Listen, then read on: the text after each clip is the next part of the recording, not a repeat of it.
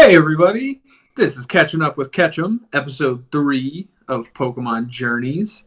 I am your host. I don't know, we're both kind of hosts. So Yeah, I'm Rory, and this is...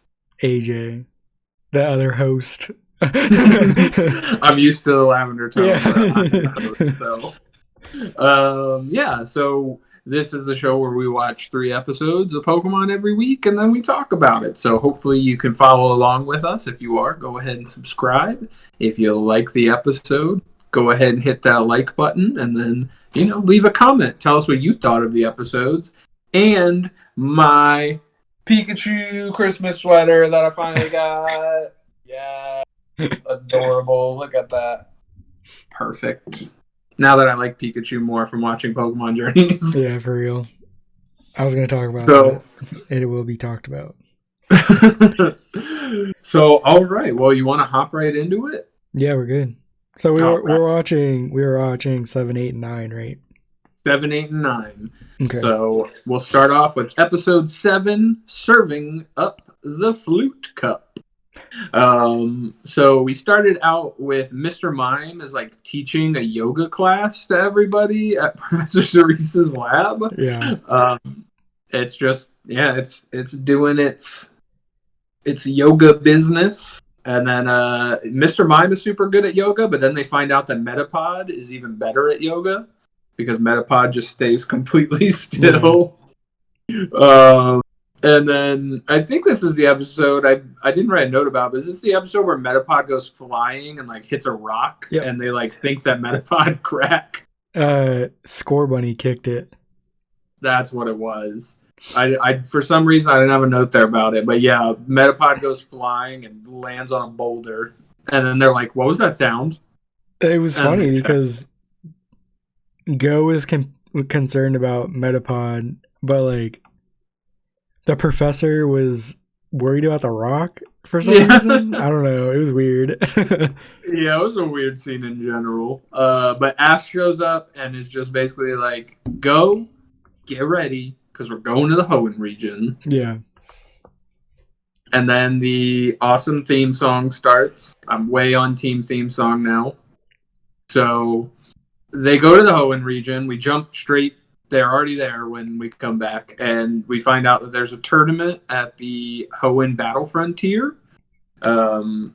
So this excited me because we haven't got a ton of Pokemon battles. Yeah. So I was like, okay, cool. Maybe this is like Ash's finally time to show off. And he also did beat all of the Frontier Brains in this Battle Frontier. So he's actually, if there were a champion of the Battle Frontier, I mean, he'd be it. So. Oh, okay. So this is like his second time around. Yeah, they don't really go. It just seems like more of where the tournament's happening than anything else. But yeah, it was at the Battle Frontier where he beat all of the Frontier Brains. So, okay. And I think they even offered him to become a Frontier Brain at that point, but he was like, nah. So I want to be a Pokemon Master. Yeah, he was like, no, losers, I beat all of you. So you find out that it is a 2-on-2 tournament. Basically, so the fights are 1-on-1, but everybody brings two Pokemon. And Ash is like, of course I got Pikachu, and Go's like, what other Pokemon do you even have? And then you find out Mimey is gonna fight with Ash. Yeah. And then Mimey makes the most terrifying, horrifying face you've ever seen. I was like, that was a moment I put down. I was like, okay, Mr. Mime is just creepy. Like, yeah. I understand now. Between this, so Mr. Mime has always been creepy, and I've always thought that Mr. Mime is an abomination because why is he so humanoid? It just doesn't make sense to me. And then between this and Detective Pikachu, it seems like they know that Mr. Mime is creepy, and they're like rolling with it 100%. So then we find out Go is, of course, entering Score Bunny, and he's also entering the Scyther that he caught from the last episode we watched. And Scyther is trying to play off that he wants to, because Go's originally like, Pinsir, you want to come fight? And Pinsir's like, not really. And Scyther's like in the background, like playing coy, but like trying to seem cool, like he's ready to fight. Yeah. So he ends up picking Scyther, and then as soon as they get to Hoenn, Go is like, I'm gonna go catch some Pokemon because that's what I do now. Yeah. So he runs off, and then this dude shows up with a giant Hariyama, and Ash is standing there, and the dude like walks straight up to him, and like Hariyama is ginormous. And then it seems like they're gonna have to have a fight, but then really he just wanted to get to the recycling bin that was behind Ash. So my thing when that happened was Hariyama is a Pokemon that I always forget about. But like whenever I see any of his cards or like he pops up in the game, like an underrated Pokemon in my opinion. I agree. I just enjoy like the design of him. It's super cool. No, I like Hariyama too. And there was actually one of the main things I remember from Hariyama from when I was a kid, when Ash was actually battling in the Battle Frontier, there was one of the Frontier Brains had a Hariyama that he had like a big fight with. And I always remember that fight being super cool. So... so then Go catches a Tailo, and then he decides to use it to track down Wurmple, but it ends up he just pisses off this super like scary Mightyena, and the Mightyena starts chasing him. And then we're introduced to the guy who was sitting on the Hariyama when he showed up. It's Hariyama's trainer, Hodge. And then we find out, so like Go comes like scampering into the scene, and he's like, I'm gonna catch this Hariyama or Mightyena, and Hodge is like, no, you're not, because that's my Pokemon. Yeah. So my thing that I wrote down was the Mightyena when it's like sitting there and Scorbunny like pulls its fur out. And like makes it freak out on him, and then like they start getting chased. That was like, I forget what the other thing was, but like that was, I love like how Scorbunny is just a little shit. Like he's gonna get him like in so much trouble. That was my thing that I wrote. And then yeah, I said at this point Hodge just kind of looks like a douche. Yeah, he's got like that Kuwabara haircut thing going on. He's got like the like pomp hair, and he's like always like messing with it and stuff. But I'll get into that later part of what I have to say when we get later into the episode about Hodge. Yeah. Okay. So at this point, and kind of piggybacking off what you said, Scorbunny again kicks the heck out of Ash. Yep. I guess that's like the running thing. The Scorbunny just keeps kicking Ash. It's like between that and then Pikachu trying to get Scorbunny and then hitting Ash. So and that happens here. Basically, Pikachu's like, stop kicking my guy, and then tried to shock him, but ended up shocking Ash. Yeah. So Ash gets the short end of the stick there. So they're sitting there, and then basically the matches. The matchups come out for the tournament, and you find out that Hodge and Go are going to fight in the first round. So what was it? They go. I don't know if you have it written down or not, or if you remember, but there's something where like Go or Ash wanted to do something, but Hodge was like, "No, what if I have to go against you?" There was something that was there for that, and then like they ended up getting the matchup as you're going into. I can't remember. No, I didn't write anything about that. But after that, they go off to the stadium, and this is where the battles start. So Scyther is going to fight Mightyena first, and basically Scyther gets taken down in one hit. Yeah. Mightyena uses Fire Fang, and Scyther is instantly down. Yep.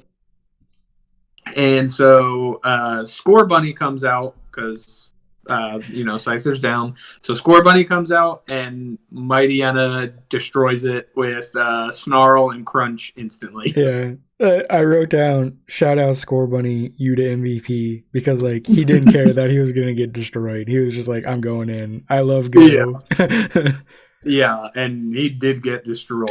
Yeah. So Go like has like a visceral reaction to this Yeah. and is like he's kind of like crumbling. Like he really didn't know what he was getting into, and he feels bad that his Pokemon are hurt. I think it was more of like, what would you call that? Like shock. He was just like in shock. He was like, I don't know. I didn't know what I was getting into, and like now my Pokemon are hurt because of me. Yeah. So they rush off Scyther and Scorbunny to the Pokemon Center. We get the do do do do do, and so Go is kind of talking to Ash, and Go is like, you know what? I don't even like Pokemon battling. Pokemon catching's way more fun, and just runs off. Yeah. And Ash seems like kind of upset because he's like, are you gonna come to my match? And like Go's just like dips. Yeah. So Ash kind of doesn't have a friend to come watch him. One thing that I put down was the Chansey that brings out the Pokemon. Mm-hmm. And the on the little tray and everything. And I was like, that was the point for me where I was like, okay, I love Chansey. Because like, you can't have a Pokemon Center without Chansey. Because like she just comes out waddling with the tray and the Pokemon, and I was like, okay, like Chansey has won me over. No, Chansey's cool. And like I said, you can't have a Pokemon Center without Chansey. It's like having a Pokemon Center without Nurse Joy. Yeah. So we kind of do like a time jump here where basically Ash, it's like a montage of Ash and Hodge basically getting to the finals of the tournament. Yep. So it's going to be Ash and Hodge. So they go to fight, and first up is Mimey versus Hariyama. And Mimey is like, all right, let's go. So Hariyama like keeps trying to attack it, but Mimey is like using the yoga moves from the beginning of the episode to just like dodge everything. And then finally, like Mimey like makes a bunch of light like reflect screens and like covers Hariyama in them. Yeah. And so like Hariyama can't move because it has all these like invisible screens around it. And then Mimey uses Psychic in one hit and just knocks out Hariyama instantly. So Spencer's probably gonna kill me when I say this. But when Mimey's like just doing everything, just like whatever. Like this is, who cares? Mm-hmm. Basically. I was like, is Spencer Mr. Mime? Because like I don't know if you've ever had any classes with Spencer. Or like Spencer's just like good at everything. I don't know if you've ever been around that. But like the moment I realized like Spencer just like learning wise was on a different level than I was he was, and this is the main reason of why I was like, is Spencer Mr. Mime? I had a history class in college with him, right? And this man was asleep while she was teaching for like the whole class. And she called on him and asked him like this specific question on what she was going over, and just like without like any hesitation answered it correctly. And I was like, I didn't even know the answer to that. What the hell? And I was like, you were sleeping. And he was like, he was just like, oh, like I can sleep in class and listen. And I was like, what? And he was like, yeah. And I was like, I don't understand you. I just don't understand you. I wonder if he's like not fully asleep. He's like in like that mixed in between state. Yeah. So yeah, no, I was gonna say maybe he can learn in his sleep, but he made the joke for me. Yeah. That may not be a joke. So Mightyena is next out, and Mimey is like, let's go. And then all of a sudden you see that Mimey's actually like shaking. Yeah. And then is like, I don't want to fight. Right. And Ash is like, don't worry, you don't have to fight. And then that's where I was like, never mind, Mimey quit. Because Spencer wouldn't do that. Spencer would just keep going. Yeah, no, Mimey is like literally like shaking. He's so scared, which, to be fair, Mightyena is a dark type, which is super effective against Psychic, so Mimey was not in good shape. But Ash is like, don't worry, you don't have to fight. Like, yeah, you did great. So Pikachu and obviously Pikachu then is going to fight. So Pikachu and Mightyena have a face-off. And while they're like having this big battle, they blow a hole in the roof during the fight. Mm. And I'm like, well, that's going to cost a lot of money. So then Pikachu uses the move Electro Web. Yeah. Over the big hole to like create a net. And then so it's like going up and it gets caught in the net and then ricochets back down and just slams Mightyena into a big anime crater in the ground. Yep. So Mightyena's done. Ash wins the tournament. And Go has been watching. Go did show up for the final match. He wasn't there for the rest of it, but he did show up for the finals. And he's watching. He's like watching Ash's fight in like amazement. Mm-hmm. And then so Ash wins. So the prize was these like weird looking flutes. Yeah. Hence the title of the episode, and it's called the Flute Cup. Mm-hmm. So Ash wins this big box of these colorful flutes, and I don't know why, what the purpose of these flutes are, but hopefully you figure out. Hopefully there's something to it. Yeah, but Ash won, so yeah. Go ahead. My thing that I have written down, and it's because I haven't watched the anime as much, but like in the games like I've played, Pikachu is just Pikachu. Mm-hmm. Like he's not like a god tier like Pokemon in the game. For me at least that I've used.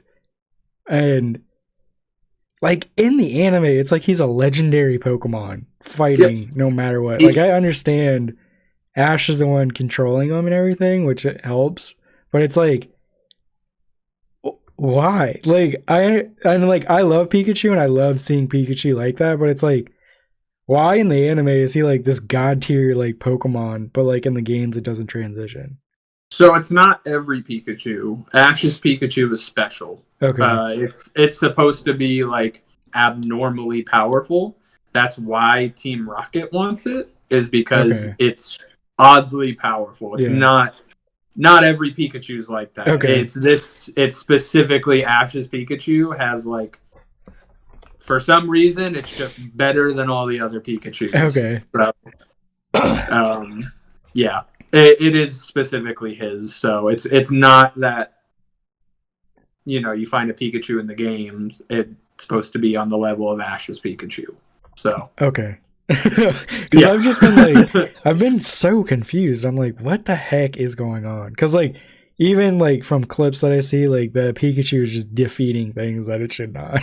Oh, I mean, Pikachu's beaten legendary Pokemon. Pikachu's beaten Regice. So, like, no, his Pikachu is special. And that's exactly why Team Rocket wanted it, because in the very, very beginning, they get defeated by Pikachu, and they're like, there's something weird about that Pikachu. Why is it so strong? Okay, we want that Pikachu specifically. Okay. So, yeah.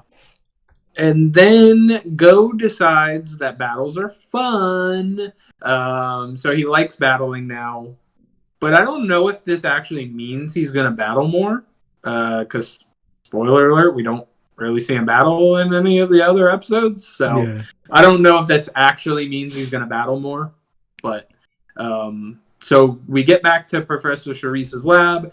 And Go is showing off the 3 Wurmple that he caught at the time. And then Ash makes a bad... He's like, oh, it's evolving! And Go's like, wait, what? And then he was messing with him. But in the background, Mimey just has a box of flutes and is just staring at them. Yeah. Which is Mimey being weird. Uh-huh. And then the episode goes outside and it like pans up to a starry sky. And then it's just like an overlaid image of Mimey like playing one of the flutes while the stars are in the background. And then I just wrote, Mimey is weird. It was just the weirdest thing. Like, I swear the flutes were just the prize to have this weird picture of Mimey playing one of them. I thought the same thing. It kind of reminded me of the... you know, like the cowboy with the mountain, and he's like screaming. Oh yeah. Yeah, and then somebody did one with the cat with the cowboy hat too. Yeah.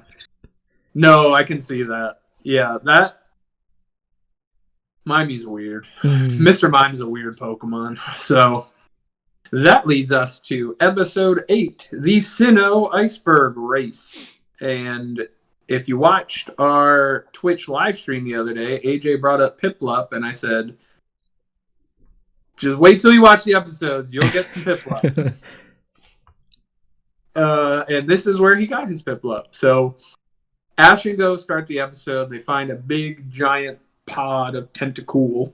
So they're chilling, and Go's like, I'm going to catch the strongest one. And he throws it, and he like dodges his fucking Pokeball and just completely whiffs on it. He catches some other random Tentacool. So and this... My thing that I wrote down for that was, I don't know if you noticed it or not, but like he smacked the shit out of that tentacle when he got it. It was just like, oh. Yeah, I've noticed that a lot. Go, when he throws his Pokeballs, he whacks the Pokemon. Yeah. It's just like... So, and this is where I hit a weird point that I never thought of before. But watching a Pokeball float on water was weird to me. Yeah. Like, I never thought about it. Because that was my thing, too. As I was like, how is he, like, getting it back? He's jumping in the water to go get it, I guess. But, yeah, no, it's just like he catches the Tentacool and the Pokeball just, like, sits on the waves. Yep. So, I thought it was weird. It just looked weird. But there's a lot of...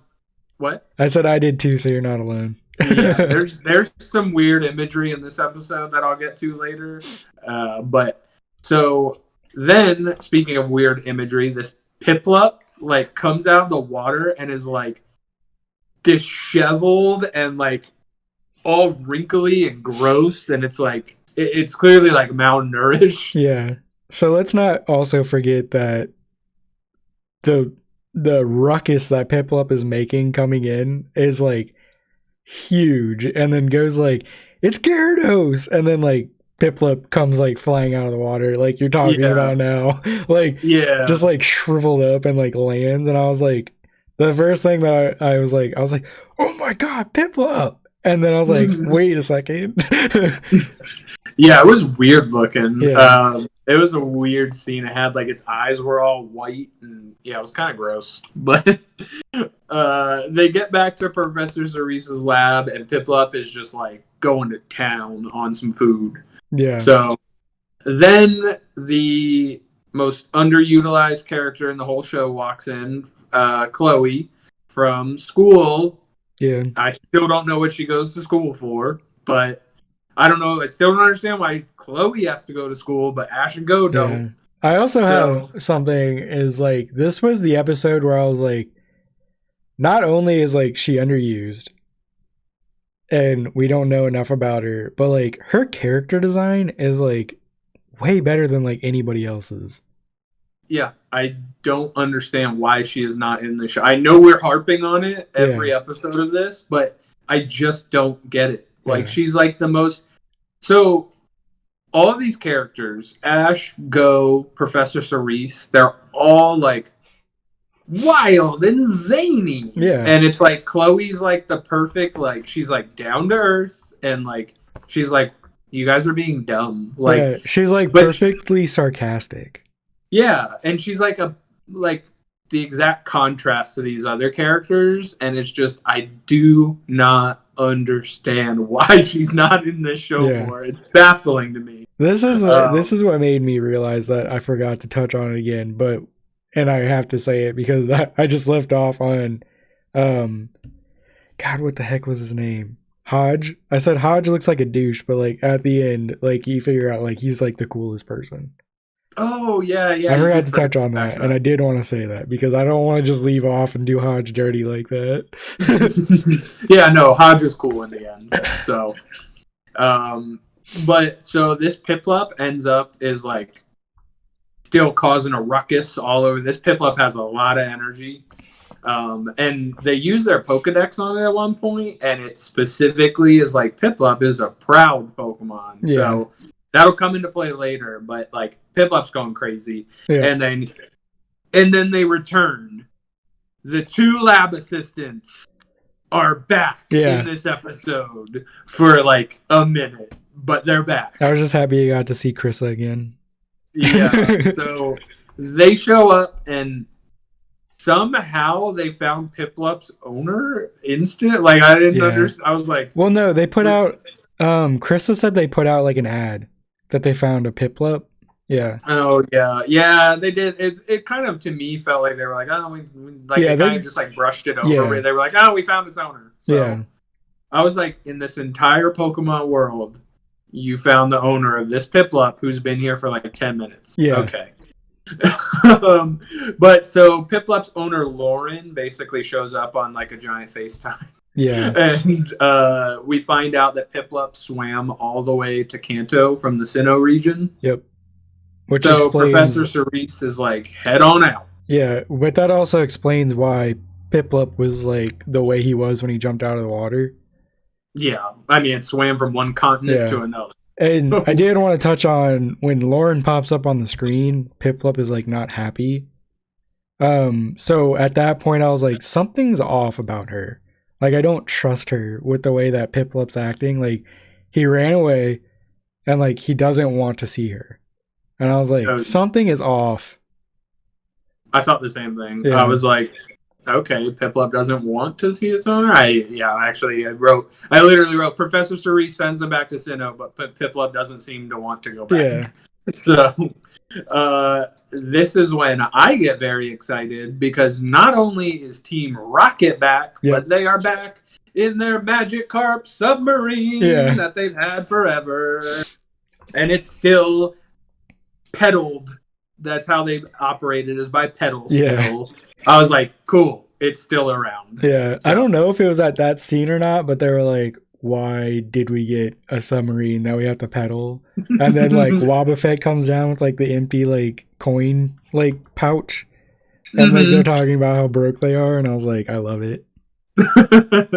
Yeah, no, I was very happy to see the Magikarp submarine back. And I think I was right in the last episode where I think they're like trying to space out Team Rocket more. Yeah. Which I think is a good thing. Because I love seeing Team Rocket. Just don't overdo it. I don't need them every episode. Yeah. It's like make it a treat. Yeah, because I do remember, I even remember as a kid. So I watched, obviously, the original series. I watched all of Johto. And I remember by like Hoenn, I was like, why did, like, do we do the same thing every episode?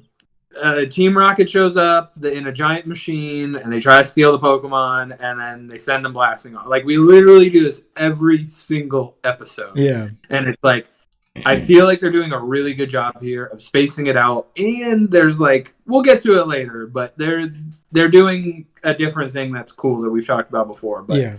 Anyways, they arrive in Snowport City, and Go is already catching Pokemon. He catches a Mantike, out on the water. And they find out that there's like this giant iceberg race is what they called it. Mm-hmm. They just see a poster for it. We don't learn a ton about it from here. But they do meet up with Piplup's trainer, Lauren. Yeah. And Piplup is very not happy to see her. And then it happens. Her glasses fall off. And it's the most terrifying sight you've ever seen. For some reason, they decided that when her glasses fall off, I mean, I think it's supposed to simulate her going like this. Yeah. But it just looks like she has mouths where her eyes are supposed to be. She looks like she has little mouths. And I hate it. I hate it. Oh my god, I hate it so much. And it happens so many times through the episode. Her glasses fall off and she's got little mouths for eyes. I don't like it. I really don't. Yeah. So we find out. Oh, I hate it. I was like, I guess it's supposed to be closed eyes, but it doesn't look anything like closed eyes. It looks like she has mouths on her eyes. So we find out that Piplup is jealous of Lauren's other Pokemon, Krogunk. That's where this all stems from, of why Piplup doesn't want to come back. Yeah. So Lauren... No, go ahead. I put this down and I said, Frankie might be Piplup. Because there was a Psyduck that was in like the background of one of these scenes. I was like, oh, it's Frankie. And I was like, you know what? I kind of changed my mind because I think Frankie might be this Piplup because he's always hungry and he gets upset when you don't pay attention to him. Yeah, he needs all the attention. No, I agree. It's perfect. So Spencer's Mr. Mime and Frankie's Piplup. So Lauren has a flashback to when she first met Piplup and her glasses fell off into the water and her eyes became mouths again for some reason.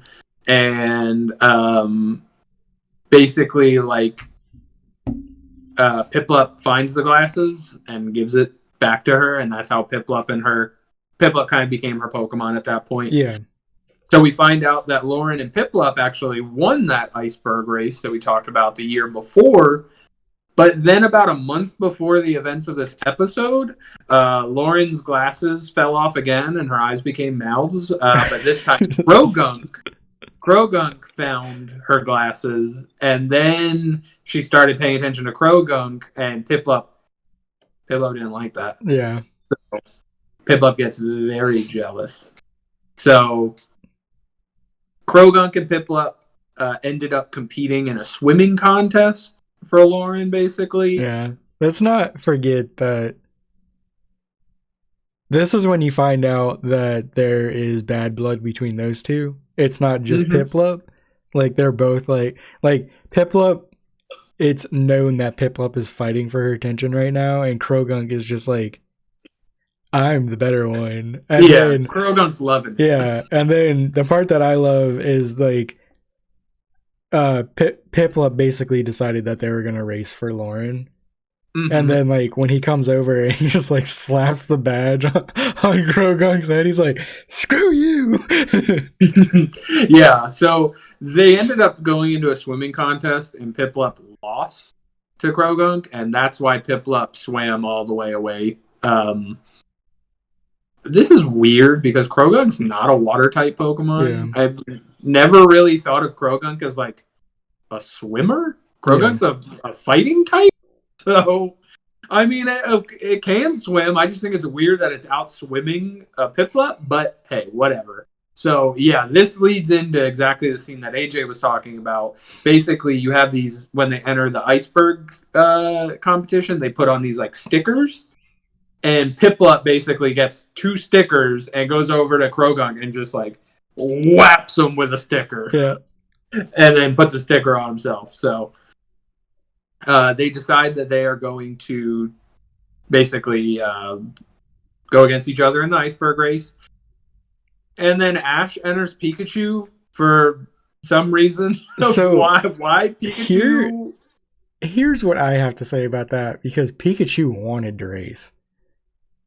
And I was like, what the mouse? Yeah, I was like, what the? And this is what I wrote. I said, what the fuck is Pikachu going to do in this race? I think Pikachu's just very competitive. Yeah. And it's because I remember, so in the original series of Pokemon, there's a race episode as well.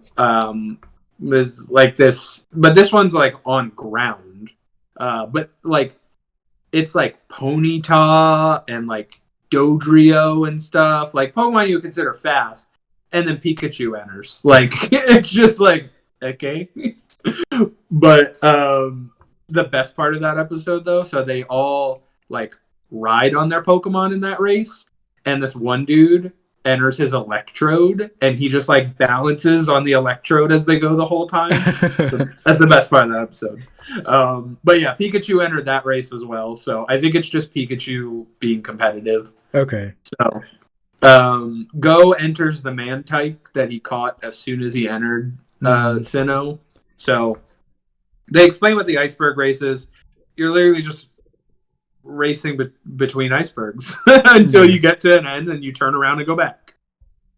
So, are you going to touch on anything in the race? I mean, I have a recap of the race. Okay, cool. Just stop me if you got anything. Okay. So the race happens while the trainers are all on boats, basically surrounding it. The trainers aren't riding the Pokemon; they're just watching. So this is where I wrote, I have no idea how Pikachu is supposed to compete in this race. And then Pikachu does not do well. Pikachu falls behind real quick. And the thing that I put was like, I loved how Pikachu was struggling and still found a way to stay afloat.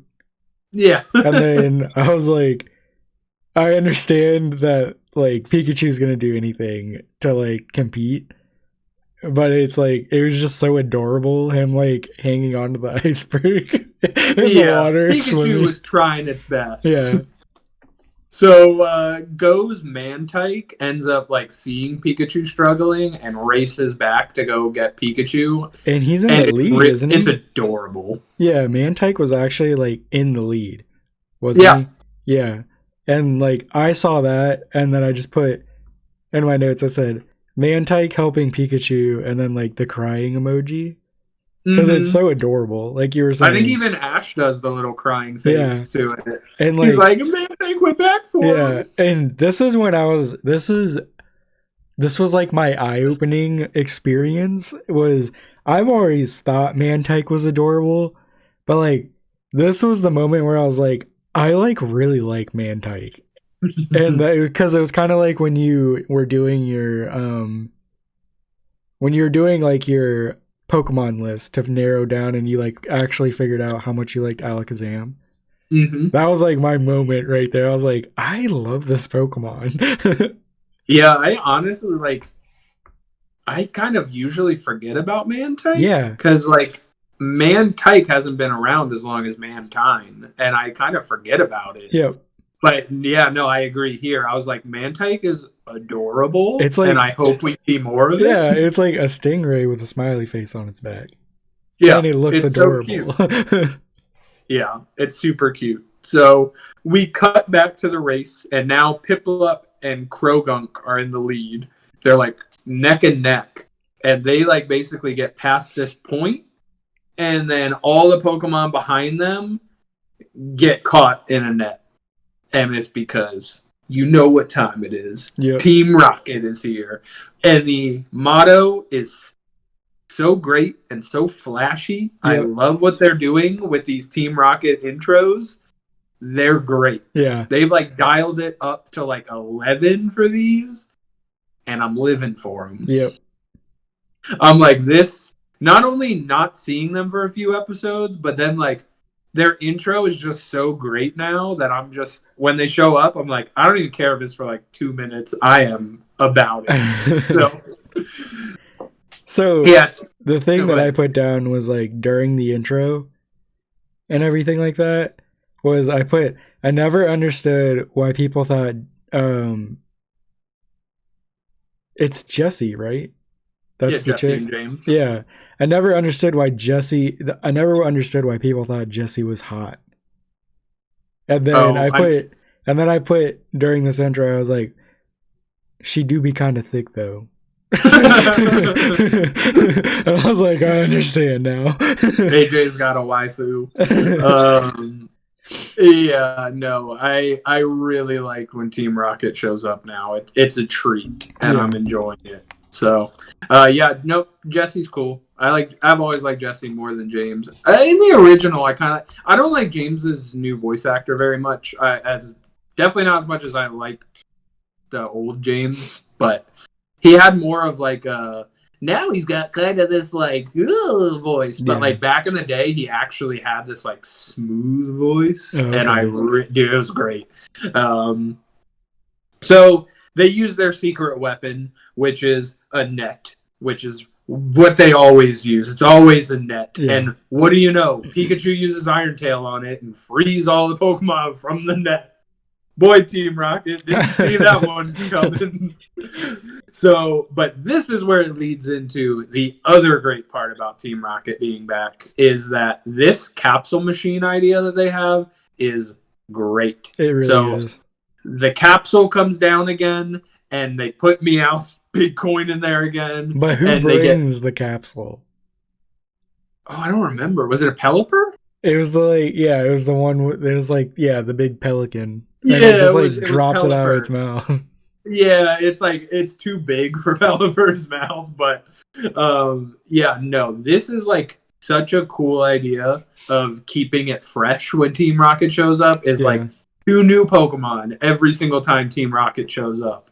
So this time, Jesse gets a Machamp, which is cool, and James gets a Beartic, which is not as cool, but still pretty cool. I kind of just thought it was boring.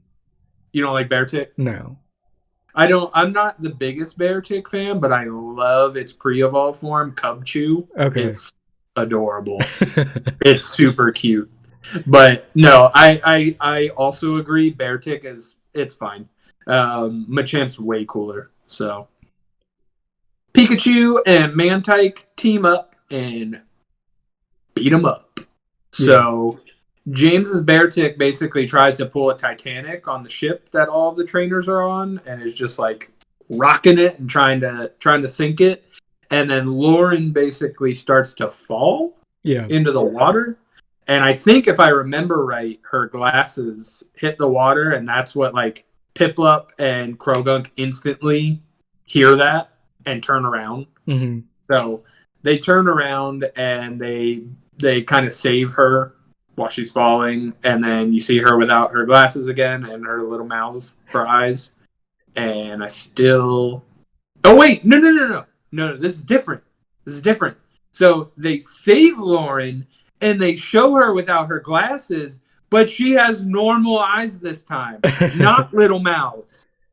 What the fuck is going on with the little mouths? Why does she have them sometimes, but not others? Yeah. So this time she's just got big anime girl eyes when her glasses come off instead of little mouths. I wasn't paying attention to her eyes like that.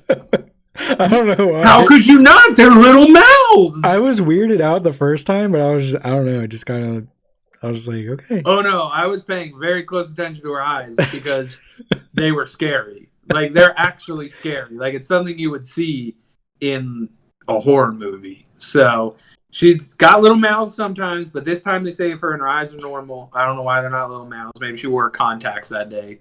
But Pikachu goes ahead and does what it does best and sends Team Rocket blasting off again with some help from Score Bunny. Yep. So the race is canceled, which I wasn't expecting. I thought they were going to be like, well, back to it, but nope. Well, something happened with the finish line. Because the finish line was on an iceberg, and then I think when Pikachu blasted Jesse and James away, it also blasted the finish line away. Yeah. Well, anyways, during the time that Piplup and Krogunk were saving Lauren, they kind of became cool with each other. Yeah. So, and that was the moment when like she fell into the water. I was like, I was wrong about Lauren. She's just a goober. Yeah. No, I agree. Yeah, it seemed kind of malicious at first, but I think once Krogunk came into the picture, I kind of was like, okay, this is more about Krogunk than it's about Laura, but she also has weird mouth eyes, so who knows? So Lauren, Ash and Go leave, and then Lauren, a breeze picks up, and her glasses go flying into the water. She's got little mouth eyes again, not big anime eyes, but this time a Psyduck saves her glasses, and she's like, Psyduck! Thank you so much. And Piplup and Krogunk are pissed. Yeah. So I think we're led to believe that the history will repeat itself here, and now they will compete with Psyduck for Lauren's attention and her mouth eyes. So, I'll put it this way. I don't know if you're gonna get into it, but that's the end of the episode for me. Yeah. So when the end of the episode is like them leaving, and it's like Lauren on the it's like her on the like pier, I guess, area. Mm-hmm. And you get to like see her whole body. It sounds weird saying it like that, but there was always something about Lauren that I liked. I guess, and it was her character design. I was like, everything about her was like super cool in my opinion. Like her character design, other than her mouth eyes. Yeah, I was gonna say, like, I don't know that I can agree with that. AJ. I was just like, Lauren swag the fuck out. Because I don't know, like just like the everything but the mouth eyes, I thought was like really cool about her. So yeah, I mean, she was fine other than the mouth eyes. I would really challenge anybody other than AJ to watch this episode and not be completely distracted by her mouth eyes. So they're weird. I don't understand why they went that route, and I don't understand why she didn't have them that one time. It's just an anime thing. That's just how it is. They're gonna exaggerate something or make it very weird. This one was too weird. It went too far for me. So this leads us into episode 9, Finding a Legend. So Go, basically the episode starts with Go announcing that Ho-Oh has been sighted, which your boy's very happy about because Ho-Oh is his favorite. Maybe his favorite legendary. Yeah. It's at least his favorite legendary bird. Yeah. So this is what happened with me, and I'll get into this. I have a lot of notes for episode 7 and 8, but I loved this episode so much, and I have like no notes on it because I was just like enjoying it so much. Like I loved this episode. I just got to get that out of the way. No, well, don't worry, buddy, because I have plenty of notes for both of us. I'll remind you of everything that happened.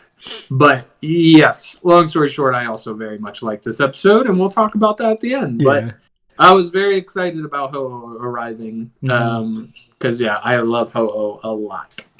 So Cerise decides, all right, well, Ho-Oh's been sighted. Head on over to Ekritique City in Johto. And the assistants are here again. Yep. 2 episodes in a row? What? maybe we'll get Chloe for more than 2 minutes in one of these episodes. So one thing Johto's thing is it's supposed to be very old. Like all of its architecture, it's based on an area of Japan that's more, whereas Kanto is based more on the industrial Japan. Johto is based on more of the rural and like older Japan. Yeah. And it has a lot of that old architecture and everything. And again, just like how I was excited about Ho-Oh, Johto is my favorite region, so I was very excited to see Johto.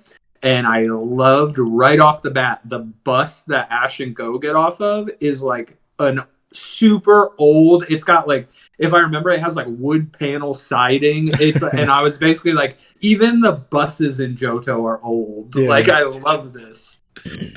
So Go catches a Sentret shows up and Go catches it, and Ash is just kind of like, oh my god, I don't care about you catching a Sentret. Let's go. I want to see Ho-Oh. Yeah. And I agree with him because I just want to see Ho-Oh.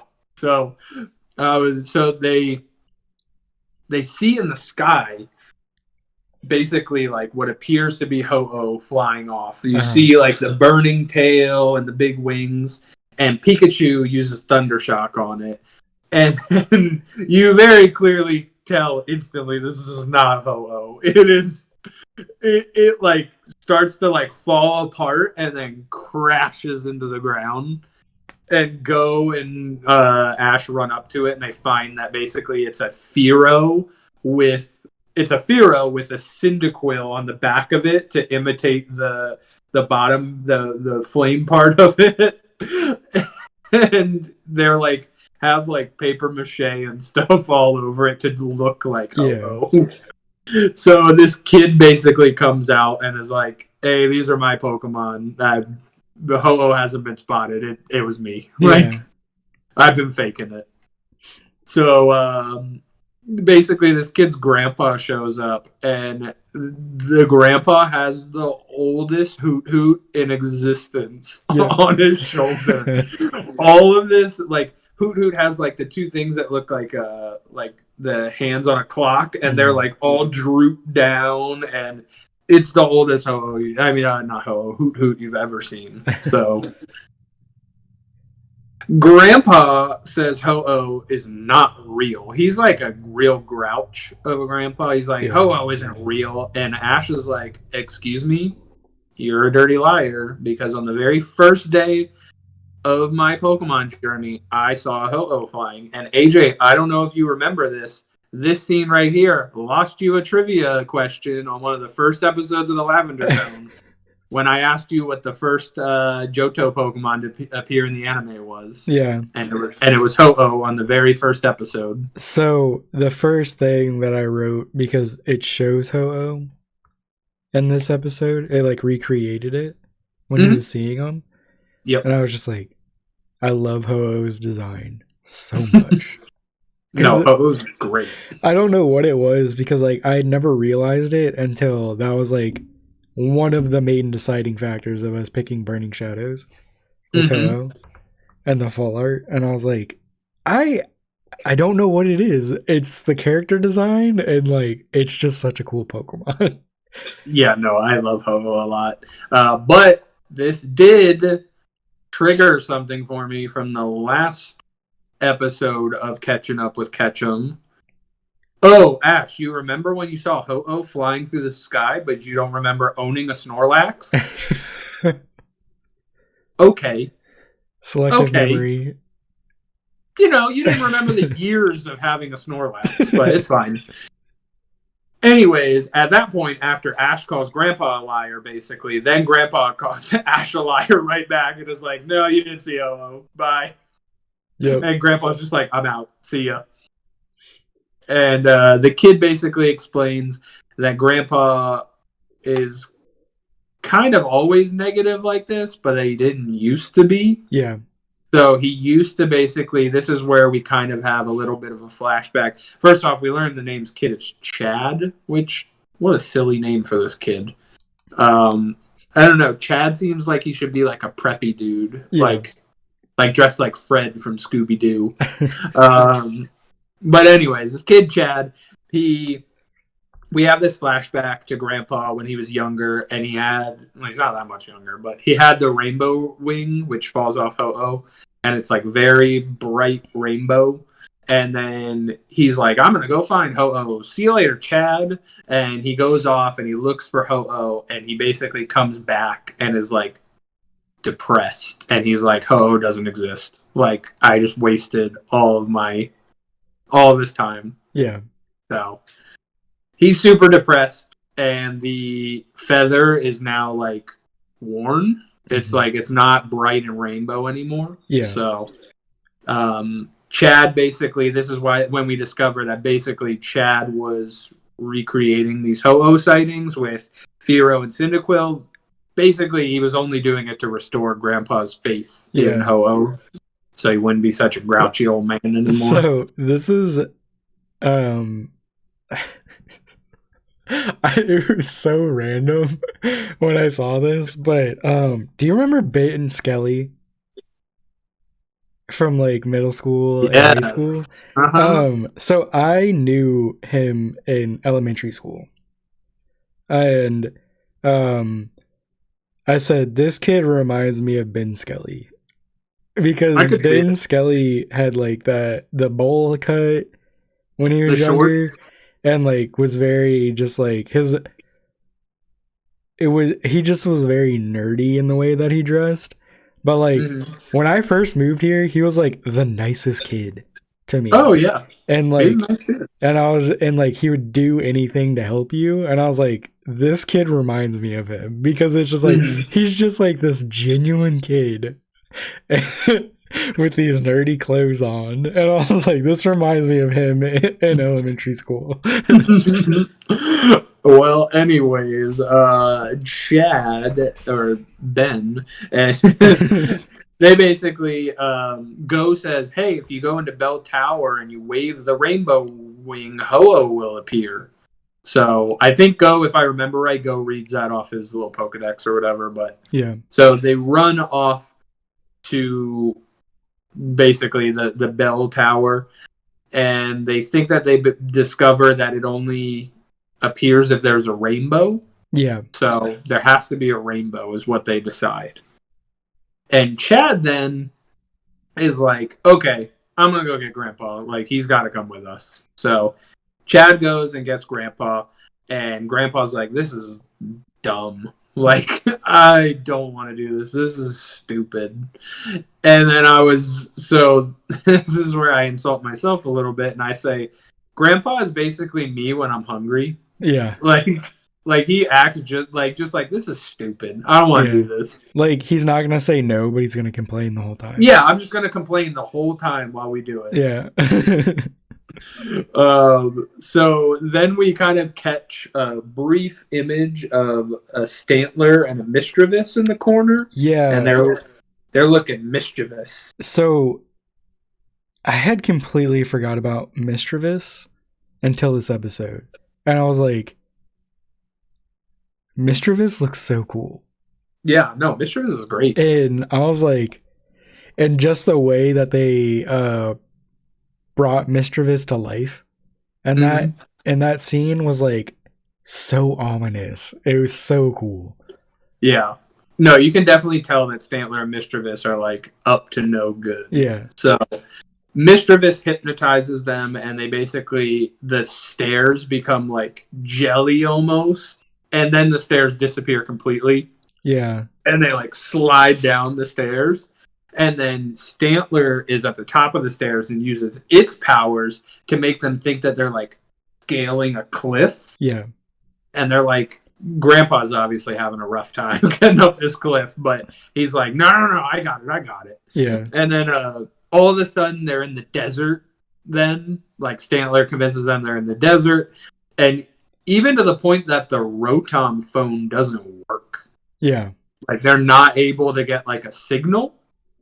So, Grandpa has Hoot Hoot use Foresight, and it, like, completely gets rid of all the illusions. So, I thought that was cool. It was really cool.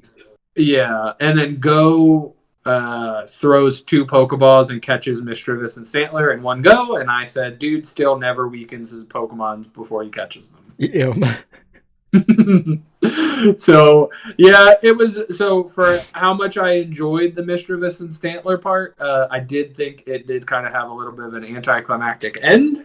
Yeah. Which was just Go throwing 2 Pokeballs and then they were gone. And that was it. So then we kind of jumped to them being at the top of the tower. And this is where I remember that Cyndaquil is like a top 5 most adorable Pokemon here. I love Cyndaquil. I think it's so cute. And I can't remember what made me write this. I think it was like getting help going up the stairs. Yeah, it was like a little puppy going upstairs that needed help. It was so cute. I love Cyndaquil so much. So Chad starts yelling for Ho-Oh, even though we literally just explained, Chad, that there has to be a rainbow. So Chad's just like, oh! And it's like, we just talked about this, Chad. There has to be a rainbow. Do you see a rainbow? And then finally, while Chad is yelling for Ho-Oh, a rainbow comes out. So it kind of works, and the rainbow comes out, and they're all yelling, oh! And Grandpa gains kind of faith in Ho-Oh again, I guess from just climbing the tower, and he just gets kind of wrapped up in the moment, and then he starts calling for Ho-Oh too, and then he turns to Chad. Basically, they're kind of like, okay, Ho-Oh's not coming. Like, let's head on back. And Grandpa's like, you know what, though? You've restored my faith in Ho-Oh, and I'm ready to hunt it again. And Chad, do you want to come with me? And then at this point, the rainbow wing is like a bright rainbow again. And I thought this was like a cool thing that they did where basically the rainbow wing kind of reflected Grandpa's faith in Ho-Oh. Yeah. In the beginning, it's bright, and then it fades, and then it's bright again at the end. So Ash, Go, and Chad go to leave. They're kind of turning the corner, and then Grandpa is like, he like does a double take, and he sees Ho-Oh flying over the rainbow. Well, isn't it Hoot Hoot that recognizes it first? Maybe. I don't remember Hoot Hoot in that scene, to be completely honest with you. Doesn't mean it wasn't. Doesn't mean it wasn't. This is to pull back the curtain a little bit. This is the longest I've gone from watching the episodes to recording the episode. So my memory on what's not in the notes may not be as great. AJ just watched these today. Yeah. So anyways, Grandpa and maybe Hoot Hoot see Ho-Oh flying over the rainbow, but by the time everyone else looks, it's gone.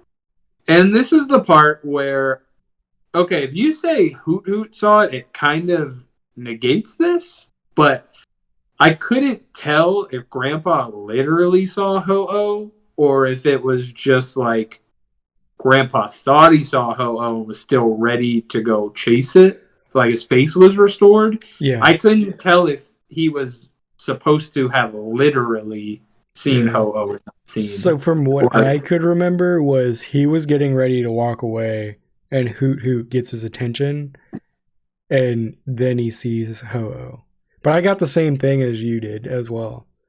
Of like if it was real or not? Yeah. Because I thought I remembered like Grandpa was like looking down. He kind of had his eyes closed and then he was like, and he like, because he like heard it. I didn't remember Hoot Hoot there, but you'll have to watch the episode for yourself, everybody, because I don't know if Hoot Hoot saw it or not. Yeah, let us know what happened. Let us know if Hoot Hoot saw Ho-Oh in the comments down below after you like and subscribe. So that is the end of these episodes. Yeah. Hey, do you want to? I think I gave my take first last week. Yeah. You want to give take first this week? I do have one thing to say about the end of the episode, and I said the old man seeing Ho-Oh was me pulling my first GX card. Yeah, kind of your restoring your faith in collecting Pokemon cards. Yeah. But you wanted me to say what now? Yeah, just what did you think about these episodes? Did you have obviously it seems like you had a favorite, but what did you think about just in general? This was a solid lineup of episodes. I liked all of them. I didn't think any of them were just meh. We got to see a Pokemon like battle and on a like stage basically. I don't think it was a Coliseum, was it? I wouldn't really call that a Coliseum. Yeah. That was really awesome. You're starting to see the bond between Scorbunny and Go grow, which I thought was really cool, and you still see it throughout the episodes. And I like how they're introducing more trainers. That being with like Lauren. And it's not just like a brief thing. Like the whole episode was you getting to know her really, and like her Pokemon. They got to bring in the story of like why Piplup was there, and introducing a new trainer, which I've always thought was cool because like when you play the games and everything like that, you learn like about the trainers, like who they are, like how much they love that type of Pokemon that they're training and everything like that. And then I will end it on, like I said before, episode 9, hands down, was my favorite. I mean, I generally agree with everything you said. I think episode 9 was my favorite. Episode 8 was close. I do think episode 7, while it was good, it was my least favorite of these 3. Yeah.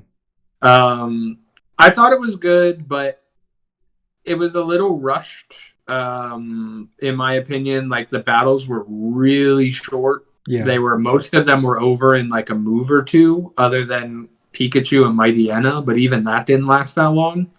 So I'm excited to see more battles, but it did give like a good taste of the battles. Yeah.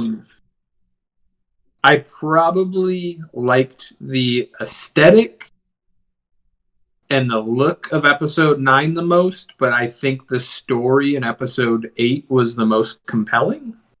Yeah, so I have a hard time choosing between them. Yeah, because I like them for different reasons. I really love Team Rocket's appearance in that episode as well, in episode 8. But I do love Johto and Ho-Oh a lot, so it's hard to compete. I don't have a favorite between the two. I think the best way for me to explain it is like episode 8 was like a really well done, not crappy action movie. And then episode 9 was like a Wes Anderson movie. If that makes sense. Like, it's just like so good. Like the way everything flowed. Like the meaning behind everything, how it followed like restoring faith and everything like that. And just the aesthetic, like you said, like Wes Anderson movies have aesthetic. I'm not comparing it to a Wes Anderson movie. It's just like kind of like a comparison like type deal. I would be so down to watch Wes Anderson make a Pokemon movie. Yeah. That would be sweet. I don't know how that would work, but it would be zany, I guess. I don't even know the best way to describe Wes Anderson's movies. But he's my favorite director. So. Yeah. But, yeah, I mean, I think that's my biggest takeaway is that the second 2 episodes were amazing. The first one was good. Yeah, the first one did what it needed to do. It was starting to run on a little bit too much of just the same crap. And then episode 7 was like, all right, everything's starting to come together. You're going to get Pokemon battles. You're going to learn about like Go, of course, catching more stuff. And like what I think this is starting to show what Ash's definition of a Pokemon master is, which nobody knows, but you're starting to understand that it's like kind of everything. That's kind of what I'm starting to pick up is like I don't know, it's just like he wants to go on adventures and he wants to basically like beat everybody. Yeah, so, I don't know his definition of a Pokemon master. He's already won the championship, so yeah. I don't know what he's going for, but anyways, he's having fun doing it. My only gripe about episode 8 is Lauren's weird mouth eyes. I don't like those, and I could go my entire life without ever seeing them again. But probably won't, because I will probably make that the episode picture. So enjoy that during this whole conversation. Enjoy her little mouth eyes. So I think that's all I got here. Yeah. For this batch. So make sure for next week you all watch episodes 10, 11, and 12. And I think that'll take us to the end of the first series, season, whatever Netflix calls it, part. Yeah. It'll take us to the end of the first batch of episodes, basically. So make sure you watch 10, 11, and 12. Subscribe if you want to be ready for the next episode. If you like this one and hearing about Lauren and her mouth eyes, make sure you leave a like. And if you think that I am overreacting about the mouth eyes, go ahead and let me know that as well. So, because I really don't think I am. I hate them. I will put this in as well. I don't think we've ever said this, but subscribing helps you keep up as well. But there are people that keep up with our other shows that we have on here along with this. So if you do hit the bell, I think there's a bell for us. I don't know if there needs to be like a certain amount of subscribers, but that'll let you know when a video comes up no matter what. Make sure to slam that bell, everybody. Yeah, so that is one thing that I do want to put in is if we have a bell, hit our bell because it'll let you know whenever anything pops up. Yeah, so anyways, everybody, I think that's it for us. If you're watching this on Saturday morning, we should be live on Twitch later today playing Pokemon Crystal. We'll be back in the Johto region. So, all right, everybody. Well, thanks for watching Catching Up with Ketchum, and we will catch you next week.